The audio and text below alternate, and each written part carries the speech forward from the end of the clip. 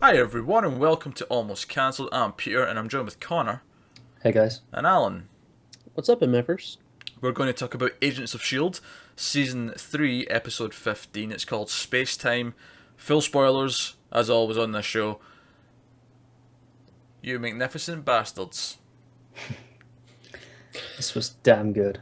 This was good. And you know, right from the opening moments, the opening shots we got of that, the carved robin and the carving of it, and that was like, oh, this has got a fair bit of style already. Like we're starting off kind of moody on this one. It reminded me of the first episode back after the break where it opened with the space shot where it's just this was distinctive immediately. Yeah, it was a very distinctive episode, and it also brought a lot of big ideas as well with it. Yeah. Which you could definitely feel the money in it too, because we have exploding cars in this episode. Even We that did, shot yeah. of the plane detaching from the helicarrier thing, Yeah, and it was like, this looks way better than these shots did a season ago. And it did the backflip and stuff. Yeah, it did a backflip. It's like they've clearly got more money if they're adding backflips in now. Well, that's the thing. If you go back to episodes 1, 2 of this season, the reviews, I mean, I'm pretty sure we said it felt like there was more money this season, right from the start. So It's just it reminds me of, do you remember back in like season 1 where the flying car fell out and it looked atrocious? vaguely, yes, yes, Yeah, and it's like now they're just doing these like casually and it looks perfectly fine. and I don't understand it really because the show's ratings aren't that great, so it doesn't really make much sense that their budgets went up. But I'm not going to complain, you know. No. Have at it. So we have a homeless man, who is an inhuman. Who, when you touch him, you and him both see a future vision of someone you know dying. I'll ask Alan: is this someone from the comics that you are familiar No. with? No, so this is just their creation. That's pretty cool. yeah, That is a cool idea. At first I thought it was way darker. I thought it was you always, like, just when we just had the first guy touch him, I thought it was you always see your death, no matter when that is. It's like that would be really dark. Yeah. Well, it turned out it was more of an immediate thing. Like it's someone's death in the next 2 days. Yeah. yeah. So. I do really like the opening though, because it's someone who's totally unrelated to the main characters whatsoever, and then all of a sudden he's just having this like attack, and he's yelling about Daisy. Yeah. I'm like, what the fuck is going on? Yeah, I like that. You know? It really dropped you in it, and it really sort of intrigued you and made you think. Do you know what I also liked about that scene as well? It very quickly made you kind of like both people in that scene. Yes. Yeah. Because the homeless guy seemed nice, and then the guy who was he was getting rid of him because it's bad for business to have a homeless guy living. But it was offering money. Yeah, but he was offering money for him to go get breakfast on his way to a shelter, so he was like, both of them became likable. And it just worked because when that guy dies, a couple of scenes later, it's like, oh, I actually kind of feel bad. Yeah. I feel more now than I probably will, on tomorrow's Arrow, which is heavily rumored to have someone die, and that's meant to be a main character who I've had for seasons. Don't worry, they'll come back in the Lazarus pit. It'll be all Oh, good. they probably. Oh no, it's all right. They promised they won't come back, so we're safe. Sure. I like Yeah. how that's we're safe, not they won't come back. We should be sad about that. Yeah, we should be, but we're not.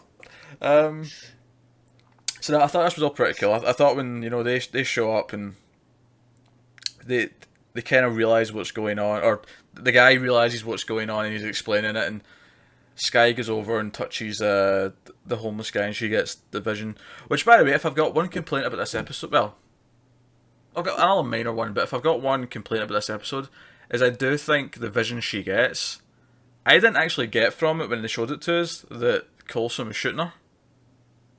Yeah, I didn't really see that either. So when they started talking about that in the next scene, I was like, I just seen him walking towards with a gun. I didn't really get this, Yeah, I didn't get it either. it was sort of chopped up, so I didn't really get that feeling. But then I feel like when she was a little bit later, when she was talking May through the stuff, it felt like she'd seen a lot more than we had, Yeah, she got a more clear scene and of we it. we just got these Yeah. fragments. Yeah, but no, I mean, I think part of what made this so fun, like I thought there was a good emotional sort of beat to this, with the homeless guy and his, like, when you find out about his backstory from his wife and all that. But what this made this episode a lot of fun for me was all this space-time talk and them sitting around the table being like, can we change the future?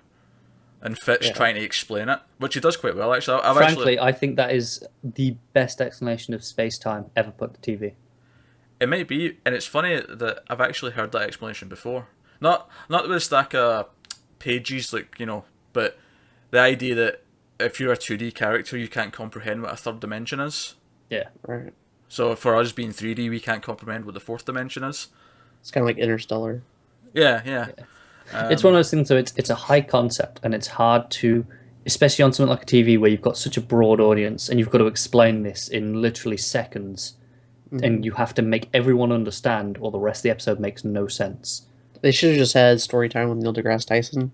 Just like cut to. Yeah. He'd have been up for it. He's up for anything. He's great. I love him. I really liked that. I liked Fitz's explanation, and I liked everyone sort of like debating what they should and shouldn't do. And I especially love Coulson being like, alright, I'm going to ask it. Do we believe this? Is this possible? And because of all the shit that's happened to these people over the last couple of years, they're just like, yeah, of course it's possible. We're on fucking other planets. Like, shut up, Phil. Of course it is. Also, funniest line of the episode, I've not seen the original Terminator. You're off the team. You're off the team. Yes. Further proof that Lincoln is a cunt. Coulson's on Team Me with that line. Yeah. So, that was pretty badass. I really liked... it's kind of weird, but at the same time it was really cool how we seen them rehearse a fight that we would later see as a really cool winner, with Sky just being a badass and like doing everything. Yeah. Because normally these winners are sort of so overwhelmed with the action that's going on, and it's one of those things where you when you see it again and again, you'll like get used to the moves and it'll be really cool. But with this one, it was like they'd already shown us the moves twice, so by the time it got to the winner, it was just really impressive. I was just like sort of, engrossed in the camera work, and it was really clever. It's like they really wanted us just to appreciate it. Admittedly, I don't think it was as amazing as the one in season 2 that Sky did. No, I feel like there was a shortcut when it went over the table. Feels like there was an edit in there, and then obviously they didn't quite finish the fight with it. The last guy came in and it cut away for that. Yeah, that's just fair game. But it is. Cool, it wasn't quite as impressive as the one before. Nah, I agree. So that was really cool stuff. Also, I keep calling this guy anyway because I refuse to adjust. But I really like that Coulson called this guy. Did he? I didn't even catch it. Yeah, she calls him out on it. Yeah, because there's a reason why. Like, we haven't really heard anyone call her Sky in a while, except for now. But like, there's a whole thing about like the homeless guy having the problems with his daughter and everything, and so Sky related to that with problems with her dad, and then they wanted to kind of like bring that back by Coulson having to call her Sky, which is a really clever way to do it because they didn't even bring up Hyde ever again in the episode. No, isn't. But it's a great way to do it because you reminded like why she's called Daisy. Yeah, I like that. I like that depth to it. I even just like it on the level though that Coulson, like, because he has like a connection with Sky because he like found her and he trained her, and to him like that's who she was originally. Well, we even had it for the first half of this season where he was constantly correcting himself. I think it was only like one scene, but yeah, it did happen. Was it? It feels like it was at least a couple of episodes there. I think there was a couple episodes where he was calling her Sky and she corrected him. But I think it was mostly as like a thing for the audience, where it was no, I'm Daisy now. Yeah, whereas this felt like more of an emotional touch. It was like, it's like because he's worried about her, so he calls her Sky. Like, that's like, how I took it. And that was nice. I think that's a really great example of the writing in the show, though. Yeah, like the way that they did that. I'd almost have wished that she would have reacted a little bit differently to it though, because she kind of corrects him in a "Hey, it's Daisy now." It's like she's used to it. Yeah, but I'd have almost kind of liked her to, like, just smile at it, like, because she gets why he's done that. Almost. Yeah. But maybe she didn't even notice at the time as to why, and it's something that she'd realise later. Another smart thing with the writing in this episode, I felt, was they really brought up this idea. Right, we know this is going to happen. Right, Sky, you're just staying in the fucking base. You're not moving. We will change this by you not going anywhere. And even when Andrew shows up and May's not going to go, their logic is still sound, where Coulson says, or Sky says, well, I'll go, but no one else goes, because we know that other people are involved. If it's just me going, then we're still changing things. And I'm like, okay, that logic's still sound. You're still altering things. And then the reason why that people still go anyway is because, holy shit, there's a fucking ward thing walking around. Can I just point out how amazing he looks in that trench coat? I was going to save that. It looks like Neo from the Matrix. I'll admit, when he first walked around the corner in slow motion, I thought, maybe the coat's a bit much. No, I was just, I don't know. You put a villain in a trench coat and I'm in. I thought the coat might be a bit much. He looked like he came like straight from Hot Topic. I mean, He did. I don't know. Maybe that was going to be my second possible complaint. Aye. I thought the coat was a bit much, but He pulls it off. okay, he pulls it off. Well, props to him though. His acting's considerably different. I feel like He doesn't feel like Ward at all anymore. Nah, he doesn't. he feels like superior to everything now. To everything and everyone, yeah. Yeah, which is cool, because even though they've taken away the effects of him being like skinny and like half dead and all that, he still feels different. So it's a nice touch. I feel okay looking at him now, as opposed to before, where I was just like, oh god. But when Where he was a Dawn of the Dead extra. yeah, Yes. that was a nice line too. When he turned round though and looked at the camera as it cut, and you got the feeling that he knew they were watching them, like he could just tell. I was like, oh, that was a badass way of doing it, and I liked just the reaction of everyone in that room. They were always like, shit. But I also like that Coulson instantly just realised that it wouldn't really be him. Like he knew, like, I killed that son of a bitch. Yeah. Or I think it was Fitz that actually says it, because Fitz obviously. Yeah, I think my favourite moment with Ward was when he was convincing, what's his name, to kill the guy with his Malik? skull crushing. Yes, with the skull crushing gloves. And he was like, you got to feel it like I felt it when Coulson did it to me. And it's like he clearly has all of Ward's memories and he feels those as well as just can access the memories. So they're kind of still influencing him in a way. Yeah, so this evil, ancient, inhuman who has all this power has a vendetta against Coulson. Not a good time to be Coulson. Yeah, it's very not. Not a good time at all. Also, we get to see him suck the life out of people, Again. leaving them looking like they're extras from Predator. So that's good. But no, I liked all that, and obviously the actual final fight stuff and all that, and Sky's scene, as we talked about, all really exciting and fun and really well shot. And then the episode was doing really well for me. I was liking the much between Fitz and Simmons. I really loved when it's the ash started coming down and you realised that's what the vision was. It wasn't snow, it was ash. I loved that Simmons turned and goes, I think we're supposed to hold hands now, with a smile on her face. I was like, oh, that's It's really nice. sweet. Yeah, that's really sweet. Because those characters have went through a lot, and we've been through a bit of a turmoil watching them be torn apart again and again. It's nice just to let them have a moment once in a while. Yeah, I think ever since the season 1 final, where Fitz basically almost kills himself to save her. Yeah. Yeah, I've been kind of on board with that relationship, and it's nice for them to have a moment. Which means one of them's probably going to die horribly before the end of the season, because someone writing this show's last name's Whedon, and they can't let us be happy. You're probably right. I'm probably right. I know I'm probably right. I just hope it's Lincoln. Oh yeah. Actually, I guess we should talk about yeah. the vision that they have at the end. Well, I was Where going does- to, before we get to that though, Okay. the fight before that, and I want to talk about the moment between the homeless guy and Sky when she's like knocked out, and like everything she's seen is coming true, but she just misinterpreted a lot of it. And again, we talked about how poignant the opening moments of the episode were. I felt the same here with this scene with all the ash falling. It was really sort of like bittersweet, romantic, but not in a romance way, if you know what I mean. Like, Yeah. yeah, there was this like real sort of feeling to it. Yeah, It's like the whole winter like theme. Yeah. It's winter's about death. You know, Even out- it's even out of romantic Robin in that there and way. everything. yeah. Yeah. Yeah, I like that he covered with Robin because his daughter's name was Robin. And I like that Sky touched him knowing what would happen, because she just kind of had to, because she felt bad for him.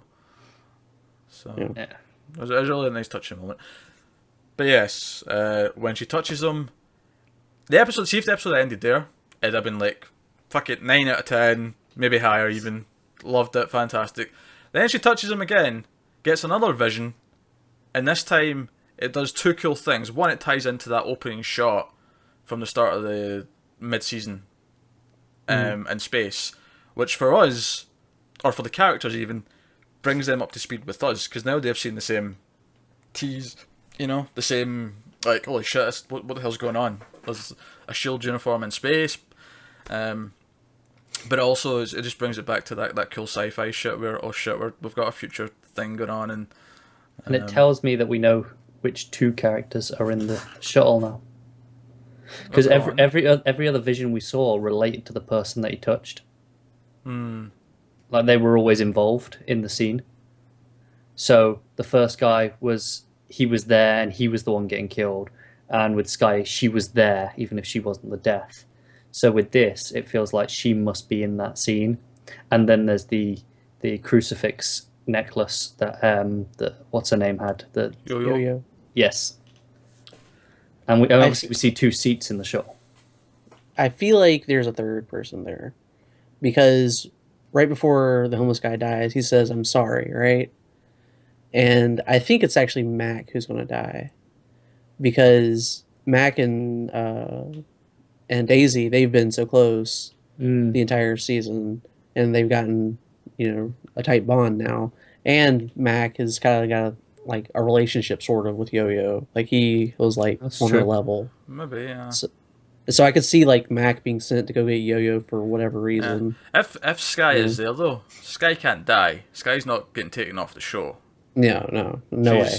She's the closest thing we have to a main character other than Coulson, so I don't see her. That's why I feel like Mac is going to be the one to go. If she's in that scene, she's getting out of it somehow. The other question it raises for me is, we spoke about how with Sky's vision it felt fragmented, like we were only getting a glimpse of what she actually got. Did she see more than what we did? We'll find out next Probably. week, because I'm sure she'll bring it up. Yeah. Because she didn't hold back with that previous one with the team. She just told them everything, which is nice. I like that there was no lying for no reason to create drama. Yeah, unlike some other shows. Yeah, I really appreciate that. Really appreciate it. This was a great episode. I think this was easily the best one since it's came back after Christmas. Probably the We second do best episode of need the to talk season. about one more thing. Oh, go on. Lash. Oh yeah. Oh yeah. Do you know what? It's everything else was so great in the episode. It's not that was bad. It was just like it just kind of got Just lost. there. Yeah. I do like how they set up a whole thing about like needing to go out and find him and everything, and then he just shows up. You know? Just fucks up everything that they had planned for the day. But it made sense though, because when he walked through, it was like, oh, this is why May doesn't go. This is the only thing that makes sense that would stop her from going. Yeah. Right. So I appreciate that. That was actually quite smart. I agree. But yeah, it was kind of cool seeing how like they finally got to use the formula to see if it would work on Inhumans, and then it doesn't. So they know now, and then he turns, and that's it. Oh, to be fair, they did say that it wouldn't work in anyone who's already Inhuman. There was just a small chance that it would work in him because he's not technically finished his transformation, and obviously that was long. That chance was long gone. Yeah. But no, it should be good. So that great episode. As far as anyone dying this season is concerned, anyone other than Lincoln will deeply upset me. So I will agree with that. admittedly, Lincoln wasn't actually that bad this episode. But I did like seeing hadn't him get seen hit in the head Terminator. with a. Yeah. On you go, Connor. Yeah, but he hadn't seen Terminator, so how can he be all right? Yeah, but no, he's there. If we're gonna have to, he's there to be made fun of, basically, with that line. So that's fine. He serves a purpose, because I laughed. And then somebody hits but- him in the head with a fire extinguisher, so it's all The good. purpose is Oh, to that make made you me like laugh, him yeah, less. as well. Which is why they won't kill him, because that'll be too easy for us. They're going to tear our hearts out by killing Mac or someone. Damn it. Alright, so that's been this week's Agents of S.H.I.E.L.D. Of course, let us know what you think down in the comments and all that stuff. curious to hear thoughts and theories about the space thing, and just if you disagree, tell us why you disagree. So there you go. Thanks for watching, guys.